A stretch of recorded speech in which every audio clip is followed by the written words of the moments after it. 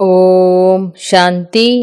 29 सितंबर 2022 के ईश्वरीय महावाक्य। पहले एक नजर मुरली के मुख्य पॉइंट पर।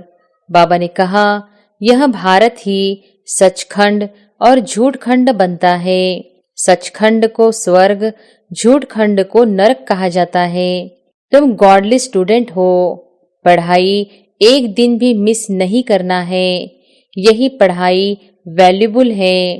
भला कोई बीमार भी हो, वह यहाँ आकर बैठे तो महावाक्य तो सुनेंगे ना। सुनते सुनते प्राण शरीर से निकले तो कितनी न शफा मिल जाए। और फिर बाबा ने कहा, गज को ग्राह ने खाया। यहाँ की बात है, कुसंग मिलने से खाना आबाद होने के बदले बर्बाद हो जाता है। बहुत थोड़े हैं जो अटेंशन से पढ़ते हैं। पूरा योग न होने के कारण माया बुद्धि को ताला लगा देती है। यह दंड पड़ जाता है क्योंकि फरमान पर नहीं चलते हैं। यह है मोस्ट वैल्यूबल जन्म। लीप युग है। यह है ऊंचते ऊंच युग। इसको कोई जानते नहीं है। भारत को कहा जाता है धर्म क्षेत्र। दान पुण्य जितना यहाँ होता है और कहीं नहीं होता। और फिर लास्ट में बाबा ने कहा, इसको कुदरत कहा जाता है। इस कुदरत को कोई नहीं जानते। इतनी छोटी आत्मा में कितना पार्ट है जो कभी विनाश नहीं हो सकता। पढ़ेंगे लिखेंगे होंगे नवाब। जो नहीं पढ़ेंगे पढ़ाएंगे तो भरी ढोनी पड़ेगी। योग तो लगाते नहीं, विकर्म विनाश तो हो न सके तो पद कहाँ से मिलेगा। और अब सुनते हैं महावाक्यों को विस्तार से। मुरली का सार। मीठे बच्चे, तुम गॉडली स्टूडेंट हो। तुम्हें किसी भी हालत में एक दिन भी पढ़ाई मिस नहीं करनी है। पढ़ेंगे लिखेंगे तो बनेंगे नवाब। प्रश्न है, जिन बच्चों का मुरली पर पूरा अटेंशन है उनकी निशानी क्या होगी। उत्तर है, जो अटेंशन देकर रोज मुरली सुनते हैं वही अच्छी तरह से जानते हैं बाप कौन है और क्या है। क्योंकि बाप के महावाक्य है कि मैं जो हूँ जैसा हूँ, मुझे कोटों में कोई ही पहचानते। अगर पढ़ाई में अटेंशन नहीं तो बुद्धि में बैठ नहीं सकता कि यह श्रीमत हमें भगवान दे रहा है। वह सुना अनसुना कर देंगे। उनकी बुद्धि का ताला बंद हो जाता है। वह बाप के फरमान पर नहीं चल सकते हैं। गीत है, छोड़ भी दे आकाश सिंहासन, अब धरती पर आ जा रे। ओम शांति। बच्चे अभी समझते हैं कि हम ज्ञान सागर के बच्चे ज्ञान सागर द्वारा अभी इस सारी सृष्टि चक्र व ड्रामा के आदि मध्य अंत को जान गए हैं। दुनिया में तो और मनुष्य है नहीं जिसकी बुद्धि में यह ड्रामा हो। तुम्हारे में भी सब एक जैसा नहीं जानते हैं। तुम बच्चे जानते हो, यह भारत अविनाशी खंड है। यह भारत ही सचखंड और झूठखंड बनता है। सचखंड को स्वर्ग, झूठखंड को नरक कहा जाता है। यहाँ कई बच्चे समझते हैं। यह ज्ञान तो हम रोज सुनते हैं, कोई नई बात थोड़ी ही है। नॉलेज को पूरा धारण नहीं करते हैं। तुम गॉडली स्टूडेंट हो। पढ़ाई एक दिन भी मिस नहीं करना है। यही पढ़ाई वैल्यूबल है। भला कोई बीमार भी हो, वह यहाँ आकर बैठे तो महावाक्य तो सुनेंगे ना। सुनते सुनते प्राण शरीर से निकले तो कितनी न शफा मिल जाए। यह है बड़ी हॉस्पिटल। रात दिन पढ़ाई का बहुत शौक होना चाहिए। माता पिता को भी रात दिन शौक है ना। भगवान तुम्हें पढ़ाते हैं। भगवान वॉच, हे बच्चे, तुम अच्छी रीति समझते हो ना। तुम तो कहेंगे यह लड़ाई 5000 वर्ष पहले भी लगी थी। आगे तुम नहीं जानते थे। अभी जब बाप ने समझाया है तब समझते हो। तो स्टूडेंट का काम है जो नॉलेज मिलती है उनको धारण करना, यह मुख्य बात ही है पवित्रता की। आत्मा जो आयरन एज में आकर काली बन गई है, खाद पड़ गई है, उसको निकालना है। तुम आत्माओं को अंदर में ख्याल आना चाहिए, शिव बाबा हमारे साथ बात कर रहे हैं, तो आत्म अभिमानी बनना पड़े।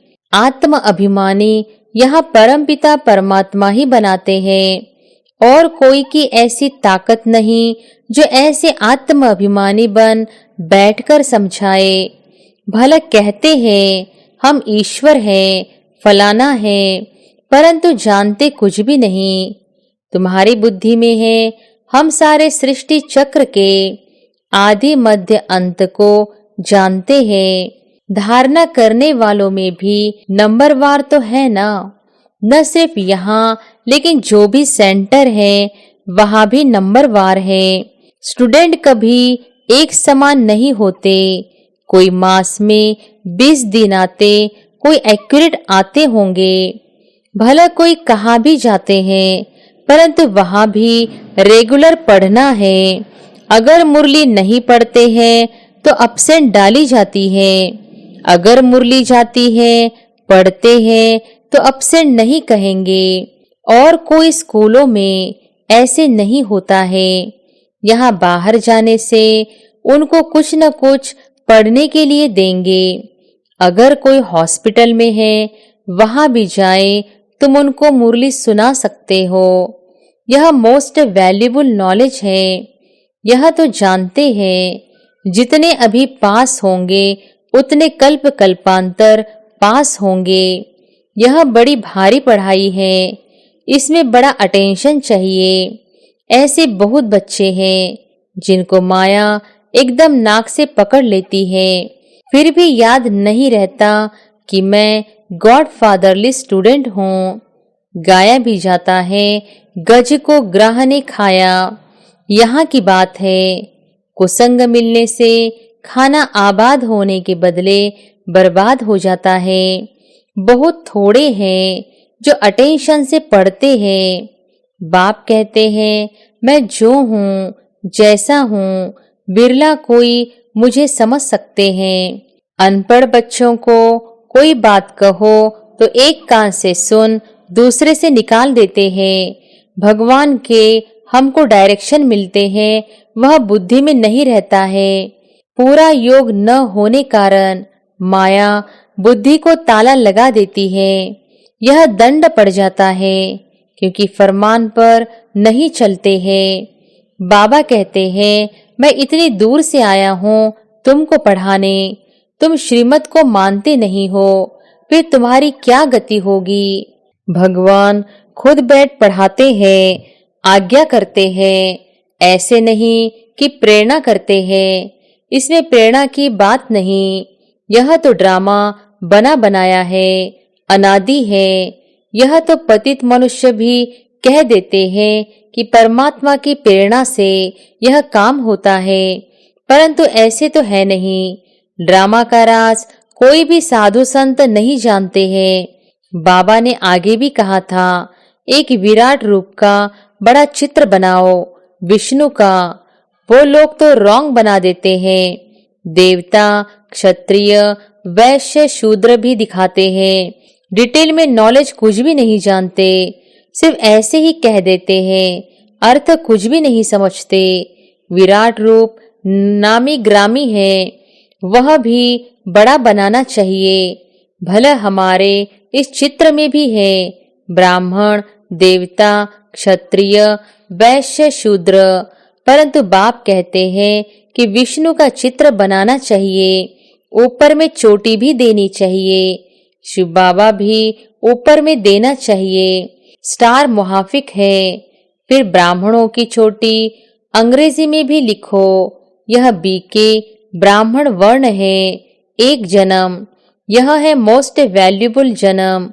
लिप जन्म, लिप युग है, यह है ऊंचते ऊंच युग। इसको कोई जानते नहीं है, कोई भी शास्त्रों में यह नहीं है। पतित पावन बाप को बुलाते हैं तो इसका मतलब कलयुग का अंत है ना। संगम युग का तो किसको पता नहीं है। बाप कहते हैं यह भी समझाओ, ब्राह्मण जन्म एक जन्म, फिर देवता इतने जन्म और इतना समय। तुम कृष्ण का भी दिखाते हो, 2000 वर्ष होंगे, फिर सबका पाठ पूरा होता है तो यह क्लियर लिखना चाहिए। ब्राह्मण वर्ण, देवता वर्ण, फिर क्षत्रिय वर्ण, राम राज्य। अभी तो है सब शूद्र वर्ण। विराट रूप दिखाना है। सारा खेल भी भारत पर बना हुआ है। भारत पावन, भारत पतित, बाकी सब बाई प्लाट है। उनका वर्णों के साथ कोई कनेक्शन है नहीं। भारत की महिमा बाप ने समझाई है। यह है अविनाशी खंड, यह विनाश नहीं होता। यह भी तुम जानते हो, बरोबर सतयुग में और कोई खंड नहीं होता। यह सब बाद में आए हैं, फिर सब खलास हो जाएंगे। अविनाशी खंड भारत ही रहेगा और सब खत्म हो जाएंगे। नाम निशान ही गुम हो जाता है। यह नॉलेज अभी ही तुम बच्चों को बुद्धि में है और कोई भी नहीं जानते हैं। भारत पवित्र से पवित्र खंड था। भारत को कहा जाता है धर्म क्षेत्र।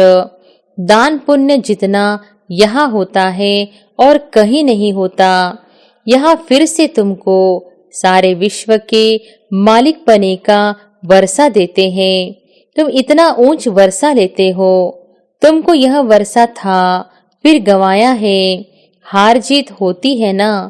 अभी तुम जानते हो हम जीत पा रहे हैं, फिर हार खाएंगे। यह हार और जीत का राज बुद्धि में फिरता रहेगा। जीत कैसे पाते हैं और फिर हार कैसे खाते हैं, यह सतयुग में यह नॉलेज थोड़ी ही होती है। वहाँ तो है प्रारब्ध। यह राज्य हमने कहाँ से लिया है, यह भी वहाँ पता नहीं रहता। अभी ही बाप द्वारा तुम नॉलेजफुल बनते हो। इस नॉलेज के आधार से तुम जाकर प्रारब्ध पाते हो। ड्रामा की रील फिरती रहती है। जो इमर्ज होता है उसी अनुसार तुम्हारी एक्ट चलती रहती है। 84 जन्मों की एक्ट ड्रामा में नोंधी हुई है। आत्मा कितनी छोटी है, इसमें सारा पार्ट नोंदा हुआ है जो रिपीट होता रहता है। इसको कुदरत कहा जाता है। इस कुदरत को कोई नहीं जानते। इतनी छोटी आत्मा में कितना पार्ट है जो कभी विनाश नहीं हो सकता। इन साइंस वालों की बुद्धि अपने विनाश का प्रबंध कर रही है। तुम आत्मा ऊंच पद पाने का पुरुषार्थ कर रही हो। वह समझते हैं हम अभी स्टार मून के नजदीक आए हैं, प्लॉट लेंगे। वह बड़ा महत्व देते हैं। हम तो कहते हैं कि यह तो सब अपनी मौत के लिए करते हैं। तुम बच्चे जानते हो यह सब तैयारी हो रही है स्वर्ग के गेट खोलने के लिए। यह लड़ाई बिगर स्वर्ग के गेट कैसे खुलेंगे? पतित दुनिया का विनाश तो चाहिए ना। इन बातों को विद्वान पंडित आदि थोड़े ही जानते हैं। यह तुम जानते हो, ड्रामा अनुसार नोंद है। तो तुम बच्चों को यह पढ़ाई पढ़नी है। कोई तो सुनते सुनते, पढ़ते पढ़ते खत्म हो जाते हैं। कोई तो बैठे हुए भी जैसे कि सुनते ही नहीं। धारणा जब खुद में हो तब तो औरों को समझा सके। धारणा ही नहीं, सर्विस ही नहीं करते तो पद क्या मिलेगा? हाँ, स्वर्ग में जाएंगे, राजाई में आएंगे, परंतु सब तो राजा नहीं बनेंगे ना। पढ़ेंगे लिखेंगे तो होंगे नवाब। जो नहीं पढ़ेंगे पढ़ाएंगे तो भरी ढोनी पड़ेगी। यह तो होना ही है। जाकर चाकरी करेंगे, राजाई में आएंगे, परंतु चाकरी करेंगे ना। प्रजा तो ढेर बनती जाती है, लाखों की अंदाज में बनती है। उनके भी तो नौकर चाकर होंगे ना। प्रदर्शनी में तो बहुत सुनेंगे, कुछ न कुछ बुद्धि में बैठेगा। आएंगे भी वही जो स्वर्ग में रहने वाले होंगे। सन्यास धर्म वाले थोड़े ही आएंगे। जो थोड़ा बहुत सुनेंगे वह तो प्रजा में आ ही जाएंगे। योग तो लगाते नहीं, विकर्म विनाश तो हो न सके तो पद कहाँ से मिलेगा। तो बच्चों को सारा राज समझाया जाता है।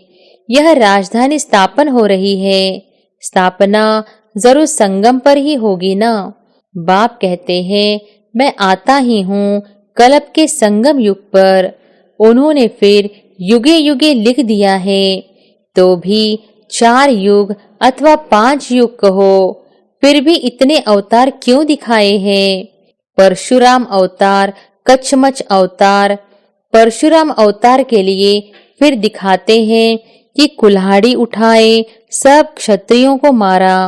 बाप कहते हैं यह कैसे हो सकता है। क्या भगवान ने इतनी हिंसा कुल्हाड़ी से किया।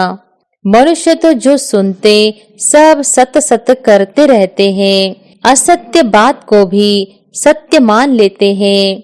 बाप कहते हैं कि यह सभी असत्य बातें हैं, सत्य कोई भी है नहीं। किसको कहो तो बिगड़ पड़ते हैं। बाप कहते हैं कि युक्ति से काम लो। चूहा ऐसी युक्ति से काटता है जो सारा मांस खा जाता है, मालूम ही नहीं पड़ता है। तुम बच्चों को बड़े युक्ति से चलना चाहिए। बाप तो बहुत अच्छी रीति समझाते हैं, परंतु कोई धारणा भी तो करे। मुख्य बात है ही एक। बाप कहते हैं मामेकम याद करो तो तुम्हारे विकर्मों का बोझा खत्म हो जाए। सिवाय योग अग्नि के खाद निकल न सके, नहीं तो कड़ी सजा खानी पड़ेगी। तुम्हें तो पास विद ऑनर बनना है। प्रजा तो बहुत बनती है नंबरवार, बाकी राजाई के लिए मेहनत चाहिए, श्रीमत पर चलना चाहिए। बहुत चलते चलते पढ़ाई छोड़ देते हैं। अरे गॉडफादर बैठा है, जहाँ जीना है ज्ञान अमृत पीते रहना है। यह पढ़ाई है, पढ़ते पढ़ते फिर नई दुनिया में ट्रांसफर हो जाएंगे। क्लास नंबरवार ट्रांसफर होता है ना। यहाँ भी सारा पुरुषार्थ पर मदार है। कहते हैं हे पतित पावन आओ, तो जरूर कलयुगी पतित दुनिया का अंत हो तब तो आए। बाप कितना अच्छी रीति समझाते हैं।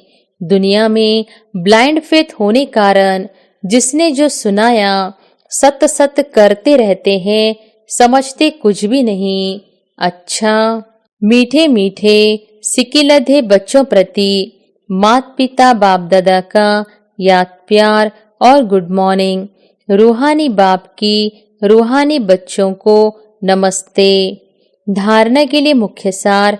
पहली पॉइंट, बाप की आज्ञाओं का उल्लंघन नहीं करना है, कुसंग से बचना है, रोज मुरली जरूर पढ़नी व सुननी है।